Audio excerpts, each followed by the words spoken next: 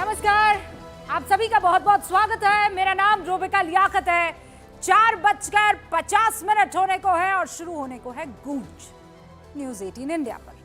आज सुबह से दिल्ली में सीएम चेहरे को लेकर दिल्ली के पूर्व सीएम अरविंद केजरीवाल और पूर्व सीएम साहिब सिंह वर्मा के बेटे परवेश वर्मा के बीच एक्स पर जंग छिड़ी हुई है।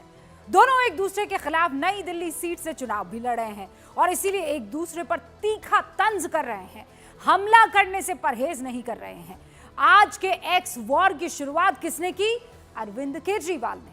उन्होंने सुबह 9:57 पर एक ट्वीट किया, यानी एक पोस्ट किया एक्स पर, और क्या लिखा वो आपके सामने है।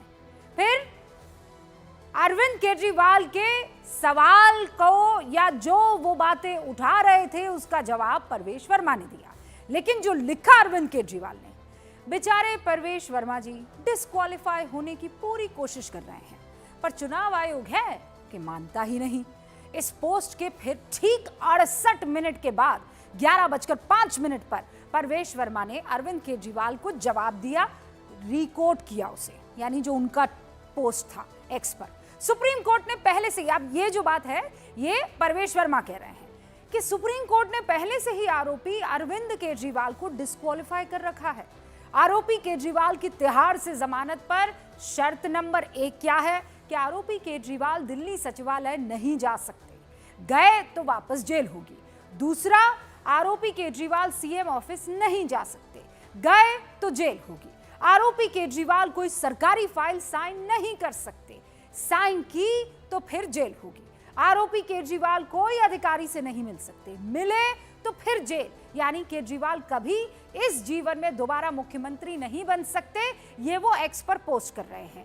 तो आगे लिखते हैं, आम आदमी पार्टी का मुख्यमंत्री चेहरा कौन होगा? Question mark. अमानतुल्लाह खान या इमरान हुसैन? परवेश वर्मा का यह हमला केजरीवाल के उस रणनीतिक चाल को या कदम को टारगेट करने के लिए किया गया जहां वो सीएम पद को लेकर लगातार बीजेपी को घेर रहे थे कि बताओ कौन है, तुम्हारा चेहरा कौन है। बकायदा आम आदमी पार्टी की तरफ से बिना दूल्हे के घोड़ी को भी दिल्ली में सड़कों पर घुमाया जा रहा है और सवाल पूछा जा रहा है कि बीजेपी का दूल्हा कौन है। ये सवाल आम आदमी पार्टी इसलिए बार बार उठा रही है क्योंकि उसे लगता है कि दिल्ली में केजरीवाल के मुकाबले बीजेपी के पास इस वक्त कोई चेहरा नहीं है।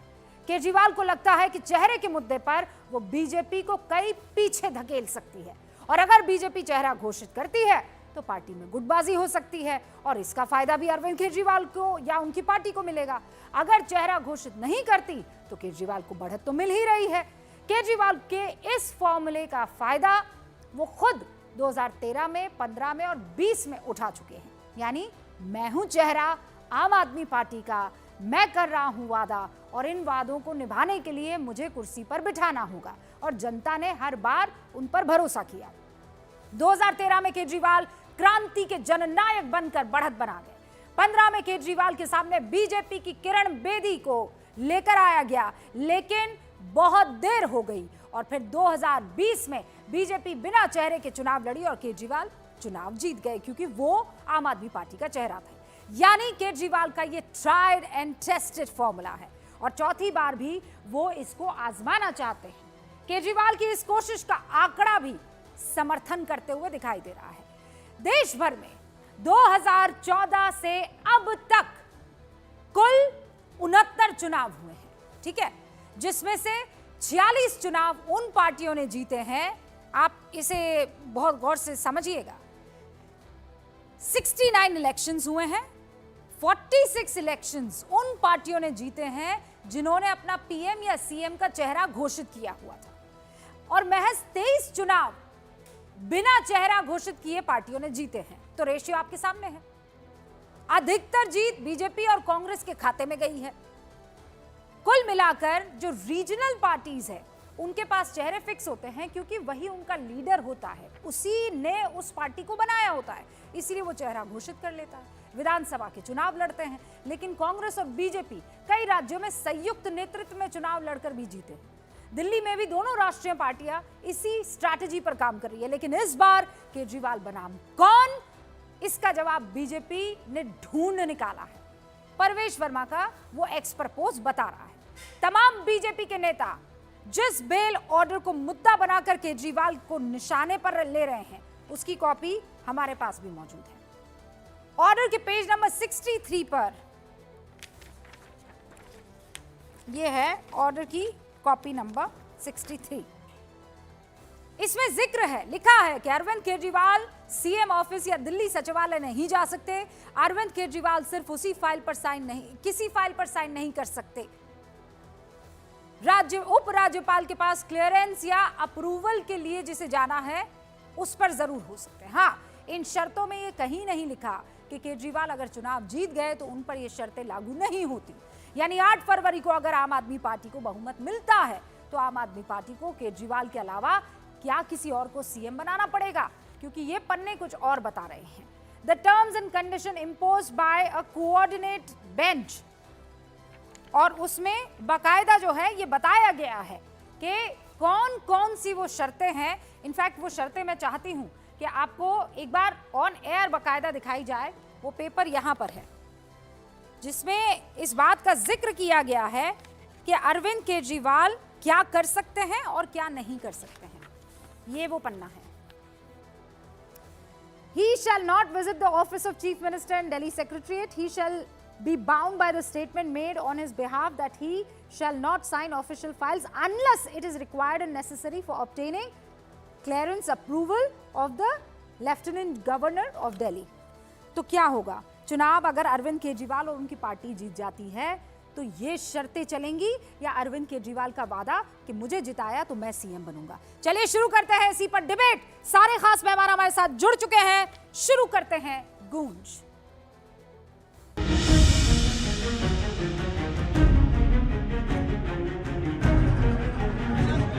दूसरी पार्टी में कौन सीएम होगा उनको इसकी चिंता क्यों है? वो अपने दल की चिंता करें। अभी तो उतरे हैं कुर्सी से, लेकिन मोह नहीं जा रहा। कि मैं दिल्ली का दूल्हा हूँ।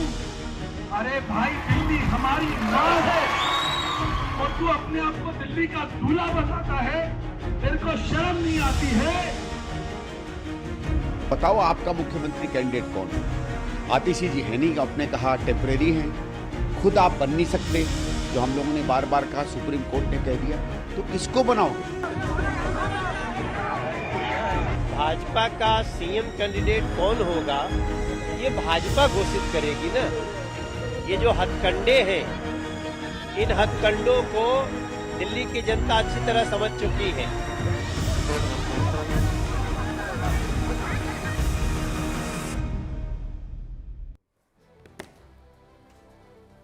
तो सारे खास मेहमान इस पर हमारे साथ चर्चा करने के लिए जुड़ चुके हैं, लेकिन हम रोज की तरह एक सवाल आपके सामने, आप हमारे लिए महत्वपूर्ण है, यानी दर्शक क्या सोचते हैं इस पर चर्चा करना भी बहुत जरूरी हो जाता है।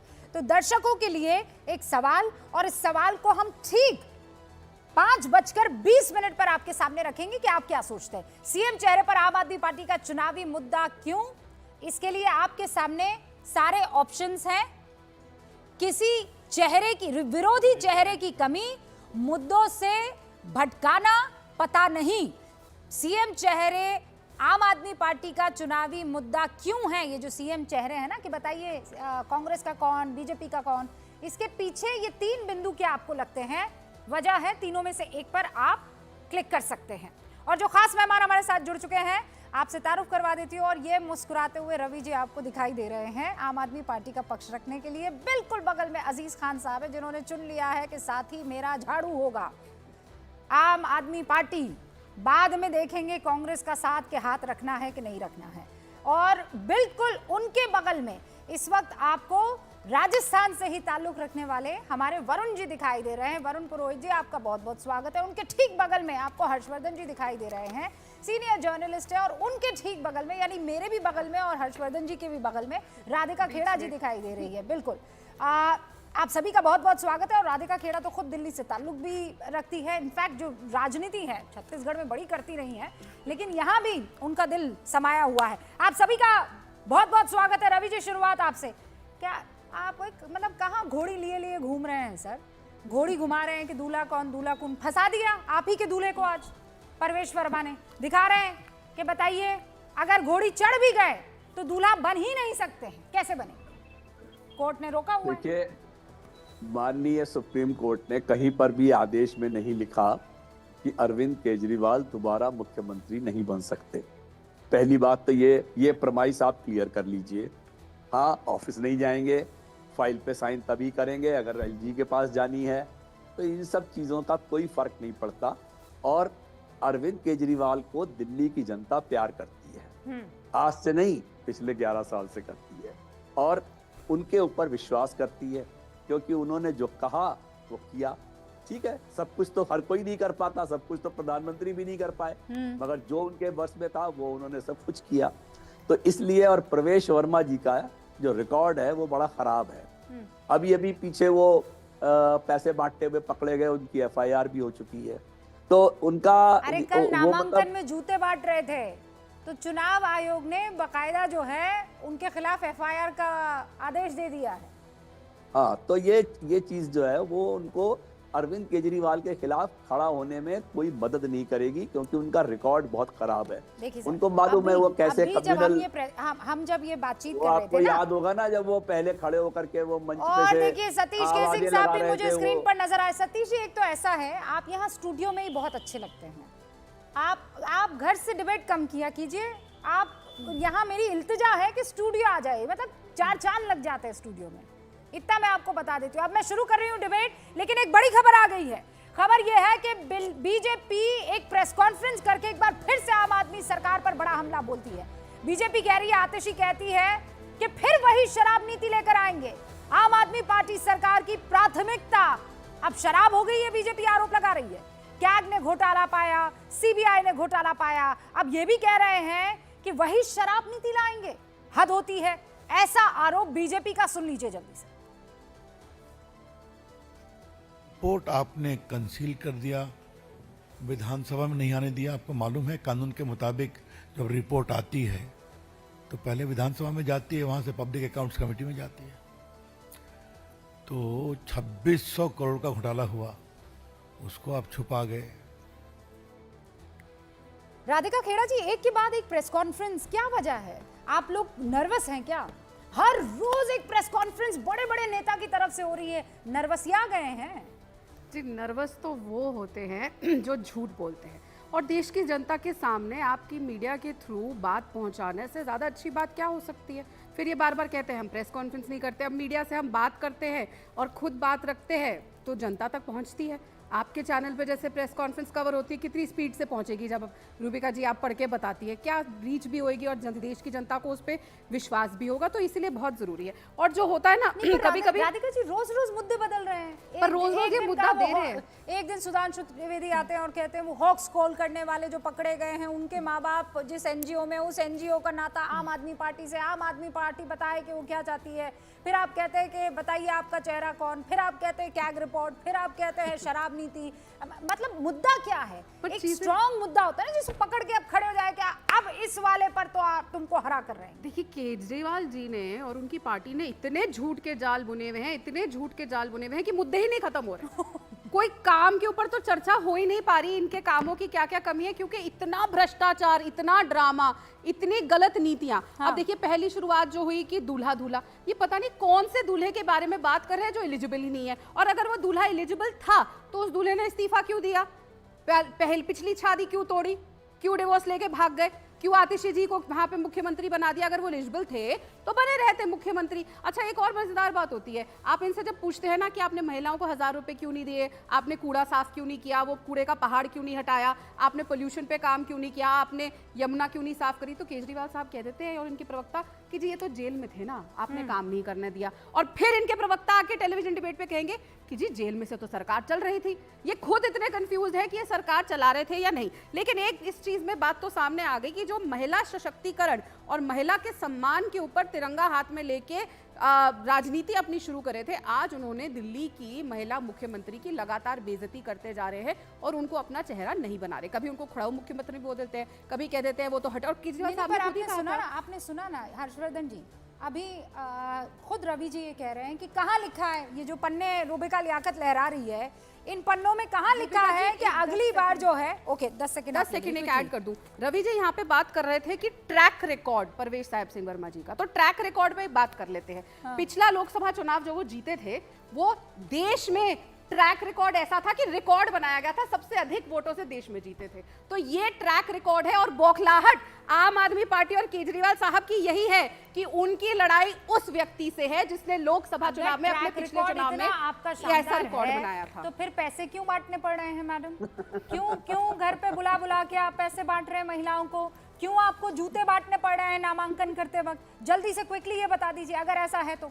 देखिए, अगर हम कुछ गलत कर रहे हैं तो हम पे कार्रवाई करी जाएगी और इलेक्शन कमीशन हमें चुनाव नहीं लड़ने देगी। कर लिया ना एफआईआर के लिए मांग कर तो लिए, उसके बाद जांच होगी एफआईआर का। मतलब ये थोड़ा होता है कि कुछ गड़बड़ हो जाएगी। वरुण जी आपके पास आऊं उससे पहले हर्षवर्धन जी का नाम ले चुकी हूं। ये नहीं कह सकते कि ईसी निष्पक्ष नहीं है। हाँ, ये बात तो है रवि जी। अब कैसे कोसेंगे पूरी डिबेट में ईसी अब ये नहीं कह सकते कि ईसी काम नहीं कर रही है। अरे वो तो कॉस्मेटिक है दिखाने के लिए, वो मतलब बट गए और क्या क्या नहीं हो गया यहाँ पर। आपने सब देखा है, दिल्ली की जनता ने देखा है, बीजेपी ने कौन सा हथकंडा नहीं लगाया यहाँ पर एक बात विश्वास रखिए, ना आपके पास दूल्हा है, ना आपके पास में मुद्दा है, ना आपके पास में विजन है। आपके पास एक ही काम है कि रोज मुद्दा बदलिए। दूल्हे को ढूंढ रहे हैं, आपके बगल में वो दूल्हा है, लेकिन क्या सेहरा उस दूल्हे के सर पर होगा, बड़ा सवाल है। और इसलिए नहीं क्योंकि कोर्ट के आदेश हैं। तो क्या मतलब अगर चुनाव जीत जाते हैं हर्षवर्धन जी, तो ये केजरीवाल वो केजरीवाल नहीं रहेंगे, अंजू बन जाएगी संजू। देखिए रूबिका जी, सबसे पहले तो ये कि मुझे लगता है कि चूंकि आप जिस नज़रिए से देख रहे हैं या हम लोग जो बात कर रहे हैं वो चूंकि सर्वोच्च न्यायालय ने कह दिया, तो इतनी तो सामान्य शर्म होनी चाहिए कि जिस व्यक्ति को कार्यालय जाने की इजाज़त न हो, जिस व्यक्ति को कार्यालय से जुड़े हुए जो संविधान अधिकार देता है वो काम करने की इजाज़त न हो, मुख्यमंत्री नहीं बन सकता है। अब क्या सर्वोच्च न्यायालय के लिए अरविंद केजरीवाल महत्वपूर्ण है, क्या नहीं है? जो मामला आया वो महत्वपूर्ण है और उस मामले में जो व्यक्ति गंभीर रूप से आरोपी है उस पर सर्वोच्च न्यायालय ने कहा कि भाई तुम मुख्यमंत्री की कुर्सी पर हो, तुम्हें जमानत मिल रही है, लेकिन न तो तुम कार्यालय जा सकते हो न कोई कार्यालयीन काम कर सकते हो। अब इससे आगे की बात, ये नैतिकता होती है, लेकिन क्या राजनीति में या विशेष करके केजरीवाल जी में कोई नैतिकता बची है? ये दिल्ली में हर कोई जानता है, जो कहते थे कि हम कुछ नहीं लेंगे अब सब ले रहे हैं। पहले दूसरी पार्टियां भी ऐसे करती थी, अब केजरीवाल कह के आए थे कि हम इन सबसे अलग हैं, अब तो उनसे भी आगे दिख रहे हैं, ऐसा ज्यादा दिख रहे हैं कि दूसरी वाली पार्टियां अब थोड़ा शर्म में हैं। और सबसे ज्यादा महत्वपूर्ण बात, कम से कम आप दूल्हा वाली कैंपेन चलाने से पहले अपना तो दूल्हा तय करके बताते। ये सचमुच दिल्ली के लोग, मैं ये नहीं कह रहा हूं कोई भी बने, ये तो पार्टी का अधिकार होता है ना कि तय है हमारा दूल्हा, नहीं हम कैसे कोर्ट में तय लड़ रहे हैं। आप कैसे तय कर सकते? आप बता दीजिए ना, आप कहिए कि अरविंद केजरीवाल ही मुख्यमंत्री होंगे, ठीक है, ये चाहे जो हो, सर्वोच्च न्यायालय कुछ भी कहे, हम संविधान सर्वोच्च न्यायालय वो सब हम देख लेंगे, ये कह सकते हैं। ओके, इसमें कोई दिक्कत नहीं। ओके, और बहुत होगा तो ये भी आरोप लगा देंगे कि भाई सर्वोच्च न्यायालय भी भारतीय जनता पार्टी के उससे मैनेज हो जाता है। वो तो राहुल गांधी ने कल कह ही दिया है ना कि इंडियन स्टेट के खिलाफ मैं वही कह रहा हूँ कि वहां तक चले गए तो फिर बचा क्या? जी, तो फिर आप भी अभी लड़ रहे हैं, कोई बात नहीं, बाद में कह देना भाई भाई हैं, लड़ लेते हैं।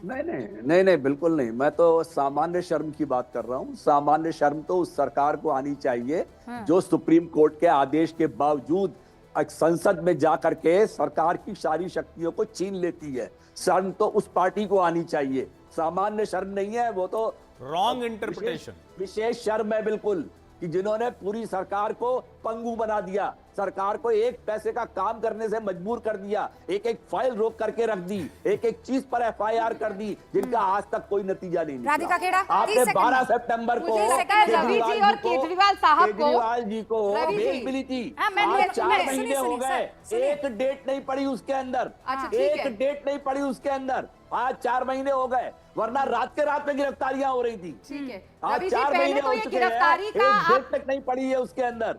मालूम है आपको? इसलिए कि आपका केस डेट पड़ जाती बुनियाद है। पर अगर रवि जी डेट पड़ जाती, मैं सोच रही हूँ, मैं मान कर चल रही हूँ कि इस मामले को अगर डेट पड़ जाती तो आप ही लोग सबसे पहले जंतर मंतर पर जाते और कहते हैं कि ये बीजेपी ने देखिए कोर्ट पे दबाव बनाया और बाहर जाकर ये लोग अपना चुनाव प्रचार ना कर सके, इसीलिए कोर्ट की तारीखों पर तारीख में फंसाया। वो तो रुकिए। अभी भी कर रहे हैं, वो तो अभी दो भी कर चीजें रहे हैं, हैं। ईडी को परमिशन दे दी कि ओके। आप प्रोसिक्यूट कर दीजिए। All अरे right. करिए ना prosecute, all right, all right, 30 करिए सेकंड्स prosecute राधिका अगर प्लीज, हिम्मत उसके है बाद तो। बाकी मेरे दो करिए मैसेज। चीजें ना। तो एक तो अब क्यों पहली नहीं बात करते prosecute कि आप? ये जो लगातार कहा जाता है कि काम नहीं बाहर करने नहीं दिया, करनी। ये कर दिया, तो पहले तो ये सवाल आप अपने पुराने दोस्तों से बोलिए जो अपनी झाड़ू आपने जिनके हाथ में पकड़ाई थी, जिन्होंने कंप्लेंट करी, उन्होंने कहा अरेस्ट करिए इनको। अरेस्ट करते हैं तो सबसे पहले ड्रामा अरे करने जब वही arrest संदीप हुए दीक्षित तो पहुंचे, वो घर पहुंच लेकिन गए। मुझे ऐसा देखिए बीच में जब मत arrest चिल्लाइए। हुए तो घर पहुंच चीखना गए। चिल्लाना तो मैं आपसे और जोर से चिल्ला अरे सकती भाई, हूँ, जब आपकी arrest आवाज हुए तो दब घर जाएगी। पहुंच सुनिए गए। मेरी बात को। घर लेट्स हैव अ पहुंचे थे वेरी भाई, सीरियस घर पहुंचे डिस्कशन। थे। बहुत बिना इंपॉर्टेंट arrest मुद्दा है, हो कीजिए। सकता है आप दिल्ली में ना आज रहते हो तो मजे की आपको बात दिल्ली की क्या जनता है का दर्द नहीं कि पता आज चला। कांग्रेस से रुबिका जी, सवाल, please इनको कांग्रेस थोड़ा सवाल नहीं रवि पूछ जी, रही बीजेपी से। रवि जी, पता नहीं क्या सवाल इस सबसे उम्र में पूछ इतना रही है। चिल्लाते हैं। रवि जी, बीजेपी से अच्छा नहीं नहीं पूछ है। रही। Ravi ji, Ravi ji, Ravi take ji, it easy, have some water sir. अब आते हैं मुद्दे पे। मुझे लगता है कि इनको थोड़ा सा ताक झांक कर लेनी चाहिए और अपने ही साथी उमर अब्दुल्ला साहब के बयान को सुनना चाहिए। उन्होंने क्या कहा? उन्होंने कहा किस तरीके से हमारे तारीफ करी प्रधानमंत्री जी की और केंद्र की सरकार की, किस तरीके से फ्री एंड फेयर इलेक्शन हुए, किस तरीके से बढ़िया तरीके से इलेक्शन, और साथ में ये कहा कि प्रधानमंत्री जी और उनकी सरकार ये इंश्योर कर रही है कि जम्मू कश्मीर आगे बढ़े, यहाँ तरक्की हो, और हमें पूरी सहायता मिल रही है और हम साथ मिलकर काम कर रहे हैं। और वो हमारे विचारिक चीजों को लेकर हर चीज में इतनी हमारी दुश्मनी रही है, वो सामने है। वो 370 लाना चाहते हैं, हम 370 आने नहीं देंगे। वो जम्मू कश्मीर में भी स्टेटहुड की मांग कर रहे हैं जो हम नहीं दे रहे हैं। पर राधिका जी फिर भी लेकिन वो आदमी ने ये दिखा दिया कि कैसे सरकार चलाई जाती है। देखिए, नाच ना जाने कि आंगन हमें टेढ़ा स्टेटहुड वाली दीजिए। कहावत बिल्कुल आपके ऊपर पूर्ण रूप से सटीक बैठती है। अच्छा, पर एक बात तो है राधिका जी, मतलब मोदी जी की तारीफ कर दी तो उमर अब्दुल्ला इतने क्यूट से हो गए, नहीं है? आज से पहले तक तो वो बहुत है खतरनाक आपके मैं जो तो अभी भी है, बोल रही हूँ। और थोड़ी 370 वापस नहीं आएगा, मोदी जी के स्टेटहुड अभी नहीं मिलेगा। ये अभी भी तो राजनीति- स्टेटहुड, ये स्टेटहुड राजनीति भी मांगी है, में, वो तो अरे बताइए ना। रुकिए ना रवि जी, राज्य सरकार का रवि जी दर्जा आज तो मांगा है, आप ही घोड़ी पर सवार हो गए हैं और आप ही दूल्हा बन रहे हैं पूरी डिबेट का। रुकिए तो सही ना, आपको पूर्ण मौका दिया जाएगा। रुक जाइए एक सेकंड। सतीश जी भी हमारे साथ बने हुए हैं और बाकी और अजीज खान साहब, अभी आप देख रहे हैं ना दिल्ली में कहां से कहां मसला चल रहा है। आज कांग्रेस ने भी कहा है हम 40 सीटें लेकर आएंगे, कोई बना दे हमारे बगैर सरकार। देखिए रूबिका जी, बड़ी इंपॉर्टेंट डिस्कशन चल रही है। वो एक शेर मुझे याद आ गया, इसलिए मैं वहीं से शुरू करूंगा अपनी बात कि सूरज से धरती तपे, छाया ढूंढे काग, तन के अंदर मन जले, धुआं दिखे ना। मैं देख रहा हूं लगातार बीजेपी कैसे तड़फड़ा रही है, क्योंकि आज उसके पास कुछ बताने के लिए है नहीं। सर आपके किसी पर शेर सवाल से करने के लिए कुछ है। आज मैं- सैफ की खबर पर जाना पड़ेगा। एक बड़ी खबर आ गई है, मुझे लगता है आप भी जानना चाहेंगे। सैफ अली खान पर हमला करने वाले शख्स की पहली तस्वीर आ चुकी है और इसीलिए डिबेट को बीच में रोककर वो पहली तस्वीर आपके सामने रखना चाह रही हूं। न्यूज़ 18 इंडिया के पास वो पहली तस्वीर, ये रहा वो शख्स जिसने सैफ अली खान पर हमला किया। 6 बार वार किया, गर्दन पर चोट, पीठ पर चोट, हाथों में चोट, और उसके बाद उनकी सर्जरी हुई है। अब ये शख्स कौन है ये अभी पता लगाया जा रहा है, लेकिन कहा यह जा रहा है कि ये बेसमेंट के जरिए अंदर आया और उसके बाद वो सैफ अली खान के बच्चों के कमरे में जब जाने लगा, उसी वक्त सैफ अली खान ने इसे रोकने की कोशिश की। इसके पास धारदार चाकू था, उस चाकू से सैफ अली खान पर लगातार हमला बोल दिया इस शख्स ने। ये पहली तस्वीर न्यूज़ 18 इंडिया के दर्शकों के लिए एक्सक्लूसिव तस्वीर आपके सामने है। ये शख्स सीसीटीवी कैमरा में नीचे जाता हुआ आपको दिखाई दे रहा है और इनफैक्ट आप क्लोजली बारीकी से देखेंगे तो ये शख्स सीसीटीवी कैमरा की तरफ देख रहा है, यानी इसको ये मालूम है कि ये सीसीटीवी कैमरास की निगरानी में है। विवेक गुप्ता हमारे साथ फोन लाइन पर जुड़ चुके हैं, उनका रुख करता है। विवेक, कौन है ये शख्स और ये तस्वीर कहां की? रूबिका देखिए, न्यूज़ 18 इंडिया पे ये एक्सक्लूसिव तस्वीर ये जो सामने आई है, जिसमें जो एक्यूज हैं वो साफ तौर पर क्लियर फेस ये दिख रहा है। और ये जो तस्वीर है वो सैफ अली खान की जो अपार्टमेंट है, सदगुरु अपार्टमेंट, वहाँ से सीढ़ी के उतरते समय ये भागते समय की तस्वीर है। और ये उस समय की तस्वीर है जब इस एक्यूज ने सैफ अली खान पर जानलेवा हमला किया था। हमला करने के बाद वो सीढ़ियों के जरिए नीचे भागने की कोशिश कर रहा है। हालांकि आरोपी को साफ तौर पर पता चल रहा है कि हर एक फ्लोर में वहाँ पे सीसीटीवी कैमरे लगे हुए हैं, हर एक उसकी एक हरकत कैप्चर हो रही है। न्यूज 18 ने भी बताया था कि आरोपी को पुलिस ने पहचान लिया है और पुलिस ने सीसीटीवी में सारी उसकी हरकतें दिख रही हैं। क्लियर और एकदम साफ तस्वीर अब ये सामने आई है, इसलिए पुलिस बहुत ज्यादा कॉन्फिडेंट है कि उन्होंने आरोपी की पहचान कर ली है। इसलिए इस आरोपी को गिरफ्तार करने के लिए मुंबई क्राइम ब्रांच की लगभग 10 टीमें काम कर रही हैं और किसी भी वक्त इसकी गिरफ्तारी हो सकती है कि मुंबई के अलग अलग हिस्सों में पुलिस छापेमारी कर रही है और पुलिस का दावा है कि इसकी पहचान हो चुकी है। इसकी उम्र तकरीबन 40 से 45 साल बताई जा रही मैं है। अब तक ये नहीं समझ पाई हूँ कि इस शख्स की, मेरे ख्याल से सैफ अली खान और करीना कपूर 7वें फ्लोर पर रहते हैं, if I am not wrong, 7th और 9th फ्लोर। ये आदमी आया कैसे, ये इसकी एंट्री हुई कैसे, ये किसकी पहचान में था, क्या कह कर आया था? विवेक, कोई जानकारी? रुबिका, देखिए, इस पूरे मामले में मुंबई पुलिस ने ऑफिशियल बयान दिया है कि जो बिल्डिंग में फायर सेफ्टी पाइपलाइन होती है, उस पाइपलाइन के जरिए ये ऊपर पहुंचा। ऊपर पहुंचने के बाद बालकनी के रास्ते से ये सीधे सैफ अली खान के घर में पहुंचा, क्योंकि देखिए 12 फ्लोर की बिल्डिंग है, 6 परिवार वहां पे रहते हैं, सारे जो फ्लोर, सारे जो मालिक है वो ड्यूप्लेक्स में रहते हैं। तो जो फायर एक्सटिंग्विशर की जो पाइपलाइन होती है उसके जरिए ऊपर पहुंचा, वहां से बालकनी के छलांग लगाकर ये सैफ अली खान के सीधे उनकी जो हॉल है, ड्राइंग रूम है, वहां पे पहुंचा। वहां पे चोरी करने के इरादे से पहुंचा था, लेकिन जो सैफ अली खान के जो छोटे बच्चे तैमूर और जय, उनकी जो केयरटेकर हैं, उन्होंने सबसे पहले इसको देखा। देखने के बाद शोर मचाया। शोर मचाने के बाद सैफ अली खान वहां पे पहुंचे। आज झड़प में इस आरोपी ने चाकू निकाला, सबसे पहले केयरटेकर के ऊपर हमला किया जो माइनर रूप से इंजर्ड है। उसके बाद तो सैफ अली खान के ऊपर इंजर्ड किया, जिसको 6 बार उन्हें वार किए। अभी ये गिरफ्त से दूर है, लेकिन सब कुछ इसके बारे में पता चल चुका है। बहुत बहुत शुक्रिया विवेक जानकारी के लिए। मैं दोबारा डिबेट पर आ रही हूँ, ये बड़ी खबर थी, एक्सक्लूसिव तस्वीरें थी, तो सोचा आपके साथ साझा करना जरूरी हो जाता है। अजीज खान साहब, सॉरी आपको बीच में इंटरप्ट किया, आप अपनी बात प्लीज जारी रखिए। देखिए रूबिका जी, मैं वही कह रहा था कि आज बीजेपी के पास मुद्दा नहीं है। चेहरे की बात कर रहे हैं, चेहरा तो ऐसा है कि देखिए हालात ऐसे हैं कि वहां पर जूता और पैसा बांटा जा रहा है, ये हालात पैदा है। लेकिन एक दूसरी तरफ मैं बात रखना चाहूंगा कांग्रेस के बारे में कि देखिए कांग्रेस की जो पोजीशन आज की डेट पे है, मैं थोड़ा सा, मेरा व्यक्तिगत सलाह है, पार्टी की मेरी नसीहत है कि कांग्रेस बहुत अच्छी पार्टी है। कांग्रेस में जो आज लीडर है, राहुल गांधी जी, प्रियंका जी, जो टॉप लीडर्स हैं, नो डाउट बहुत अच्छे हैं, बेहतरीन उनकी सोच है, लेकिन जो सेकंड लाइन के लीडर हैं वो कहीं ना कहीं क्षेत्रीय पार्टियों को गंभीरता से नहीं समझ पा रहे। उनको हेल्प करनी चाहिए, उनको संरक्षण देना चाहिए, क्योंकि जो क्षेत्रीय पार्टियां हैं वो अपना वर्चस्व है उनका अलग अलग स्टेट में।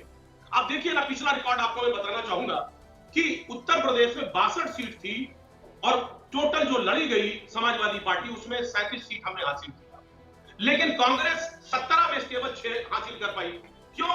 वजह साफ है, क्योंकि कहीं ना कहीं उसका जो वर्चस्व है वो उत्तर प्रदेश में नहीं रहा। आप देखिए कि पूरे देश में 10 राज्य है, आप देखिए 165 सीट है, उसमें सिर्फ कांग्रेस मात्र उसने 35 सीट केवल उसमें वो हासिल की। अगर वो 50% सीट भी जीत जाती तो आज वो क्या होते। इसलिए कांग्रेस को आज पूरी तरह से ओके, अजीज खान साहब, आप इतना होमवर्क करके आए तो मैं आपको बीच में रोकना नहीं चाह रही थी, आपने सब बता दिया। तो आप क्या चाहते हैं कि कांग्रेस एनजीओ बन जाए? हाँ, उसकी भाई अब दिल्ली में उसकी महत्वाकांक्षा नहीं है, और एक तो आप फ्रीज हो गए हैं, उत्तर प्रदेश में ही फ्रीज है अभी आप। अब उसको आप चाहते हैं कि नहीं आपको दिल्ली में भी ले आए और वहां पंजाब में भी ले आए और आपको हरियाणा में भी ले आए। तो भाई आम आदमी पार्टी भी तो और कांग्रेस भी तो चाहेगी ना कि वो कुछ करे, नेशनल पार्टी है। आप चाहते हैं वो रीजनल पार्टी बन जाए, क्यों सतीश के सिंह साहब? देखिए बस मैं आ रही हूँ। अजीज साहब प्लीज दो और मेहमान, एक बार उनको मैं इंट्रोड्यूस कर लूँ डिबेट में, फिर अपन डिबेट ओपन कर लेंगे। हाँ सतीश जी। मैं तो बराबर कहता रहा हूं कि ये Congress versus all versus Congress है। अब इसका अर्थ बढ़िया से समझ लीजिएगा। यहाँ कह रहे हैं कि जी बड़े लीडर तो बड़े अच्छे हैं कांग्रेस पार्टी के, यहाँ तो हम ये देखते हैं कि जो रीजनल पार्टी के 4थे दर्जे के लीडर है वो भी कांग्रेस के टॉप लीडरशिप को कुछ नहीं समझते।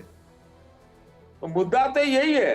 देखिए सच्चाई क्या है दिल्ली की सच्चाई मेरे हिसाब से ये है कि जितना ज्यादा कांग्रेस मजबूत होगी उतना केजरीवाल कमजोर होंगे। और जो राधिका जी जो एक्स कांग्रेसी हैं वो चाहेंगी, वो क्या चाहती है, उनकी पार्टी क्या चाहती है अभी हमें नहीं बढ़िया से पता है। यहाँ पर बीजेपी जीते चाहे केजरीवाल जी जीते, जीतेंगे एक ही लोग। ये बात दोनों में हो सकता है लड्डू इधर से उधर बट जाए, क्योंकि क्या है ना, केजरीवाल अगर जीतते हैं तो केजरीवाल तो बहुत बड़े लीडर हो जाएंगे INDI ये जो सो कॉल्ड था उसमें, तो फिर कांग्रेस कहाँ रहेगी? और केजरीवाल जीत जाते हैं तो कांग्रेस वाले अफोर्ड नहीं कर सकते। बीजेपी वाले चाहेंगे कि थोड़ा इस बार कांग्रेसी जरा मजबूत हो, क्या चाहेंगे कि नहीं मुझे नहीं मालूम। तो बड़ा खिचड़ी है भाई, गली गली की खिचड़ी है। एक सेकेंड सतीश जी, कवि अपनी कविता के माध्यम से कहना क्या चाह रहा है, व्याख्या तो कीजिए, आप क्या कह रहे हैं? क्या कवि ये कह रहा है कि सब मिले हुए हैं जी? क्या कवि ये कह रहा है कि बीजेपी और कांग्रेस टेबल के नीचे हाथ मिला चुके हैं? देखिए, अगर ये कांग्रेसी ने केजरीवाल को हराने के लिए हाथ मिला लिया होगा तो हमें कोई आश्चर्य नहीं होगा, लेकिन यहाँ तो मिस्ट्री ऐसी है कि क्या लोग कहते हैं कि कौन ए टीम कौन बी टीम, कभी कांग्रेस को कह रहे हैं ए टीम बी टीम, कभी केजरीवाल को कहते हैं तो बीजेपी की ही टीम है। तो ये तो बड़ा खिचड़ी है यार, गली गली में फर्क है। मेरे यहाँ एक कांग्रेसी कार्यकर्ता आए थे, नेता थे, यही बगल में बैठे थे जहां से मैं बोल रहा हूँ। उन्होंने कहा जी भाई साहब, इस बार तो ना हमारी कांग्रेस के कार्यकर्ता तो बीजेपी को वोट दे रहे हैं। ये परसों की बात है। क्यों? उन्होंने पूछा भाई क्यों? मैं बस उसके बाद की बात मैं नहीं बता सकता क्योंकि वो पर्सनल बस इतना बताया, हम समझ लेंगे, बाकी बातें तो हम तो वो है ना कि खत के लिफाफे से मजबू जो है वो पता लगा लेते हैं। वरुण जी देखिए, वैसे एक टिप्पणी मैं करने आया सतीश जी, बस मैं आपको मौका दूंगी, मैं मौका दूंगी आपको, मौका दूंगी। वरुण जी, मैं राधिका इसमें आ रही हूँ। वरुण जी, आपके लिए ये दोनों तरफ से खबर अच्छी नहीं है कि आप बीजेपी का सपोर्ट लेके, बीजेपी का वोट लेकर केजरीवाल को हराने की कोशिश कर रहे हैं। I mean, अच्छा लगेगा क्या? मिठाई बनाए वो भी कढ़ाई, और शक्कर जो है बीजेपी के यहाँ से मंगवा के। रूबिका जी, आपने जो शुरुआत की थी डिबेट की, आपकी जो गूंज है ना वोटर्स के जहन में पहुंच चुकी है। आपने जो रिसर्च दिखाई उस पर चर्चा नहीं कर रहे कि चेहरे के हिसाब से कितने चुनाव जीते, बगैर चेहरे के कलेक्टिवली नेशनल पार्टियों ने कितने चुनाव जीते। जो आपने चेहरे की बात की, अरविंद केजरीवाल के लिए इस समय जो है डू एंड डाई अटेम्प्ट है। अगर वो चुनाव हार जाते हैं तो उनकी पंजाब से भी पार्टी चली जाएगी, खत्म हो जाएंगे। और चेहरा केजरीवाल जी का सबको पता है, आंदोलन से उपजे, उसके बाद से सारे साथियों को काट काट के अलग करते गए। उसमें जितना इंडिविजुअलिज्म केजरीवाल जी में, दूसरे में नहीं है, इसलिए उनके पास तो ऑल्टरनेट है नहीं चेहरा हटा के चुनाव लड़ने का। कांग्रेस कलेक्टिवली भी लड़ती है, चेहरा भी कभी करीब, वैसे चेहरा जनरली करती नहीं, आलाकमान ही डिसाइड करता है। अभी आप बात कर रहे हो, पूछा था आपने किसको याद कर रहे हैं? 10 साल में केजरीवाल की शराब नीति को भी याद कर रहे हैं, एज कम करी थी, फिर एक पर एक बोतल भी फ्री दी थी। जब मैं कनाट प्लेस गया लेने किसी के साथ में, तो लेता नहीं हूँ, तो वहाँ बाहर किसी पार्किंग वाले ने कहा कि भाई साहब वो बियर भी फ्री दे रहे हैं कहीं पे, इतनी की शराब खरीदो। तो वो जो मॉडल था इनका, जनता को पता लग गया। जनता आज याद करती है शीला दीक्षित के मॉडल। तो केजरीवाल जी को तो खुद का चुनाव जीतना बड़ा मुश्किल नजर आ रहा है मुझे। आज भी बीके दत्त कॉलोनी, लोधी कॉलोनी दोस्तों से बात हो रही थी, उसका आपको 2-3 दिन में परिणाम देखने को मिलेगा। अभी अजीज खान साहब ने बात करी सेकंड लाइन की, तो ये क्या चाहते हो आप? सेकंड लाइन कांग्रेस की आगे नहीं आए, आप ही लोग आते रहोगे। सेकंड लाइन या स्टेट्स में जो कांग्रेस पार्टी चुनाव लड़ेगी नहीं क्या? विधानसभाओं के चुनाव भी नहीं लड़े, पंचायतों के चुनाव भी नहीं लड़े, स्थानीय निकायों के चुनाव भी नहीं लड़े। ये जो इनके मानसिकता डेवलप हो गई ना इंडिया अलायंस बनने के बाद से। लड़िए ना, कोई मना कर रहा है? सुनिए ना, प्रॉब्लम ये है कि आपके नेता को चुनाव नहीं लड़ना है, आपके नेता को तो इंडियन स्टेट के खिलाफ जंग लड़नी है। आपके नेता को चुनाव में कहाँ इंटरेस्ट है? वो जीत जाते हैं तो बल्ले बल्ले होती है, जीत जाए तो हमें ही हम, और नहीं तो ये रही ईवीएम। नहीं, उसमें बात देखिए ना, सतीश जी ने भी एक बात करी कि इनके कोई मित्र कह रहे थे कि बीजेपी को वोट देंगे कांग्रेसी कार्यकर्ता, कतई नहीं देंगे। ये आप मान के चलना, कांग्रेस का जो ओरिजिनल कार्यकर्ता है कतई बीजेपी को वोट नहीं देगा। कुछ लोग हो सकता है मजबूरी में चले जाएं कांग्रेस छोड़ के। कांग्रेस का जबरदस्त आपको अपकमिंग आती दिखेगी, कांग्रेस के कितने वोट प्रतिशत बढ़ते हैं, कितने कैंडिडेट संघर्ष कर रहे हैं, बड़े मजबूती से चुनाव लड़ रहे हैं। आपने जो राहुल जी की बात करी इंडियन स्टेट की, देखो एक नैरेटिव, मैं बुला देती आपको उस डिबेट के लिए, लेकिन मैं मान गई कि कांग्रेस जो है बहुत स्ट्रांगली लड़ रही है। पर आप सुन नहीं रहे ना मेरी बात, मैं कह रही हूँ वो रवि जी बैठे हुए हैं, अभी सतीश जी ने भी उसी तरफ इशारा किया है, ठीक है? वो क्या कह रहे हैं कि आप मिल गए हैं राधिका खेड़ा जी से, वो आप लोगों में कुछ डील हो गई है। ये सब मैंने आपको वही तो कहा, ये जितने भी इंटरप्रिटेशंस कर रहे हैं कांग्रेस के तो है नहीं ये लोग, इन्होंने कांग्रेस थोड़ी देखी है। एनएसयूआई यूथ कांग्रेस बचपन से राजीव गांधी के जमाने से, इंदिरा गांधी के जमाने से, ये एक अपने कपोल कल्पित बातें इसलिए क्रिएट हो रही हैं। कांग्रेस जब से इंडिया अलायंस में, तो जब भी विरोध में था, आप कांग्रेस को इंडिविजुअल लड़ना चाहिए पूरे देश के अंदर, कल्पना है खत्म ये होता बात। चला जाएगा स्टेट में। वरुण जी, कल्पना है ये बात। हाँ, राधिका खेड़ा। देखिए, मुझे ना ये समझ नहीं आता कि कोई कैसे ये कह सकता है कि भारतीय जनता पार्टी और कांग्रेस एक लड़ रहे। हम देश विरोधी ताकतों के साथ कैसे एक हो सकते हैं? एंड मैं बहुत जिम्मेदारी से कह रही हूँ, कांग्रेस पार्टी देश विरोधी है। चाहे उनका CWC का हिस्टोरिकल अभी जो इवेंट हुआ था कर्नाटक में 1.5 महीने पहले बेलगावी में, वहाँ पर भारत के नक्शे से कश्मीर गायब था, और राहुल गांधी ने स्वयं खुद की बनाई हुई पिच में, खुद के नए दफ्तर के उद्घाटन में, अपने लोगों के बीच में, और वो भाषा में बोला जिसमें वो सोचते हैं, सोते हैं, खाते हैं, पीते हैं, जिसमें सबसे कंफर्टेबल है। इंग्लिश तो ये नहीं कह सकते थे, वो कुछ और कहना चाह रहे थे, हिंदी में कुछ और निकल गया कि उनकी हिंदी वीक है। इंग्लिश ही उनकी लैंग्वेज है और इंग्लिश में वो बहुत कंफर्टेबल है, वो बहुत अच्छे से जानते थे वो क्या बोल रहे हैं। और उन्होंने सीधा सीधा बोला मेरी लड़ाई पार्टी के साथ अलग, बोला बीजेपी के साथ अलग है, RSS के साथ है, और तीसरा बोला इंडियन स्टेट के साथ है। तो सिंपल बात है, भारतीय जनता पार्टी एक राष्ट्रवाद पार्टी है। हम राष्ट्र के विरोधी लोगों के साथ हमारा कोई लेना देना नहीं है। हाँ। और ना ही कोई भारतीय जनता का पार्टी का वोटर, जैसे आप कह रही थी ना कि वो हमारे वोट ले जाएंगे, वो हमारे वोट जा ही नहीं सकता।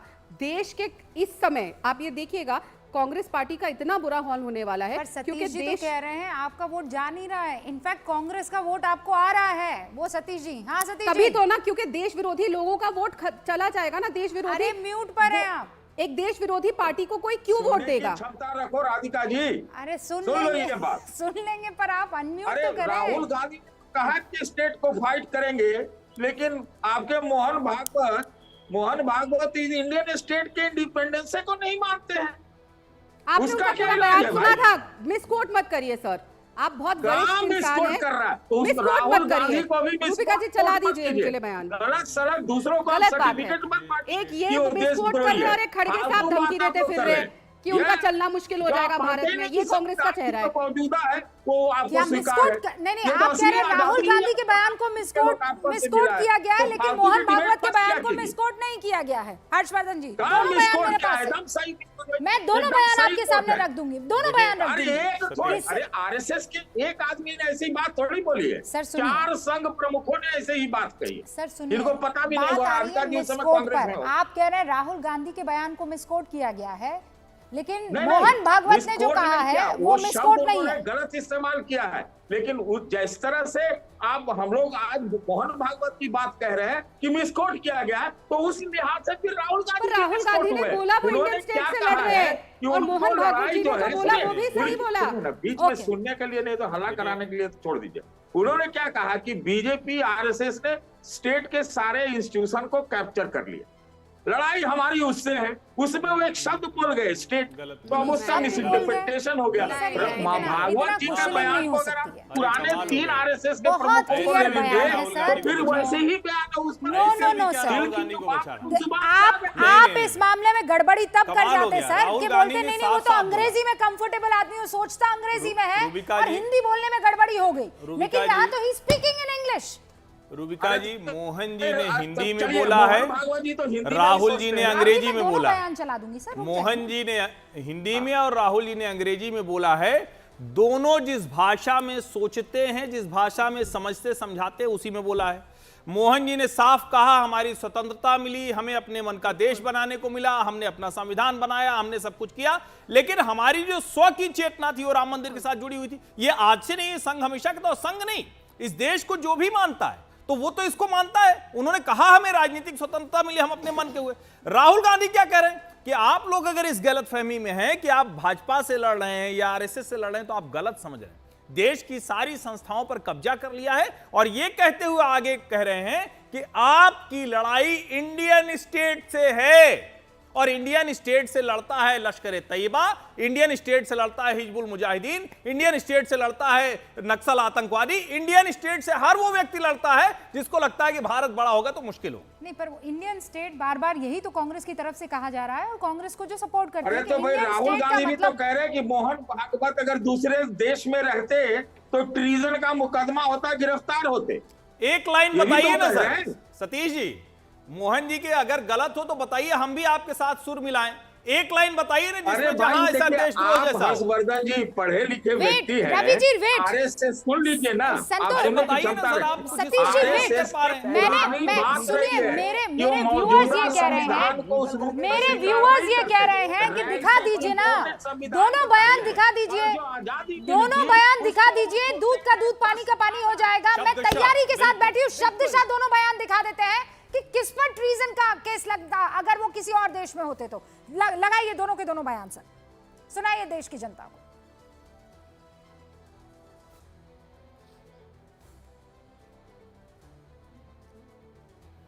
प्रतिष्ठा द्वादशी, पौष शुक्ल द्वादशी का नया नामकरण हुआ।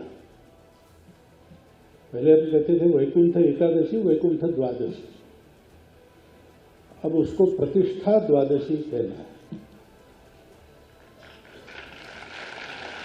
क्योंकि अनेक शतकों से परचक्र झेलने वाले भारत के सच्चे स्वतंत्रता की प्रतिष्ठा उस दिन हो गई। स्वतंत्रता थी, प्रतिष्ठित नहीं थी, क्योंकि भारत स्वतंत्र हुआ 15 अगस्त को, तो राजनीतिक स्वतंत्रता हमको मिल गई। हमारा भाग्य निर्धारण करना हमारे हाथ में आ गया। The BJP and the RSS have captured every single institution of our country. We are now fighting the BJP, the RSS and the Indian state itself. अब बताइए, अब बताइए सतीश जी, अब बताइए। रवि जी बस आ रही हूँ, 20 सेकंड में सतीश जी बात पूरी कीजिएगा। बस मैं एक शब्द में बोल देता हूँ, कैप्चर्ड स्टेट के लिए लड़ाई लड़नी है, ये उन्होंने कहा। कैप्चर्ड स्टेट शब्द है, कैप्चर्ड। नहीं कैप्चर्ड है तो ठीक है, वो तो आप कभी अपने कैप्चर्ड सपने क्या में- आपका कब्जा कर लिया क्या? सतीश अरे जी, सीधा सा अपने बात है, सपने में आप मुद्दा कोई भी वो चीज को है। कैप्चर समझ सकते हैं। कैप्चर्ड वर्ड पे आ जाइए ना। हर्षवर्धन जी, इंदिरा मोहन जी गांधी के राजनीतिक तानाशाही स्वतंत्रता के की बात खिलाफ कर रहे हैं, लड़ते हुए उसको किसी ने नहीं हर्षवर्धन कहा जी कि हम डिफेंड इंडियन कर रहे स्टेट से हैं। लड़ अरे रहे आप हैं। सीधे सबने कौन है कि कहा वो हम तो- इंदिरा गांधी की तानाशाही के खिलाफ लड़ रहे हैं, क्योंकि इंदिरा गांधी ने कब्जा कर रखा है। राहुल गांधी ने कहते ना कि नरेंद्र मोदी ने सब कब्जा कर रखा, हम नरेंद्र मोदी से लड़ रहे हैं। लेकिन राजनीतिक तौर आपने पर वो कहा लड़ाई चलती, इंडियन स्टेट, इंडियन स्टेट से कैसे लड़ सकते यही हैं? खेल खराब होता है ना। कहा फिर इंडियन स्टेट कहा उन्होंने, बीजेपी बहुत बहुत शुक्रिया सर, मेरे पास वक्त की इतनी ही इजाजत थी। और मैं बता दूं आपको कि बकायदा जो हमने ट्वीट यानी एक्स पे पोस्ट किया था उसके नतीजे आ चुके हैं, और नतीजे ये कि सीएम चेहरे को लेकर आम आदमी पार्टी इतना मुद्दा क्यों बना रही। क्विकली आपको बता देती हूं कि चेहरे की कमी है कहने वाले 33%, मुद्दों से भटकाना 65%, पता नहीं 2%। ग्राफिक एरर था, लेकिन आप ये जाकर एक्स पर देख सकते हैं। बहुत बहुत शुक्रिया।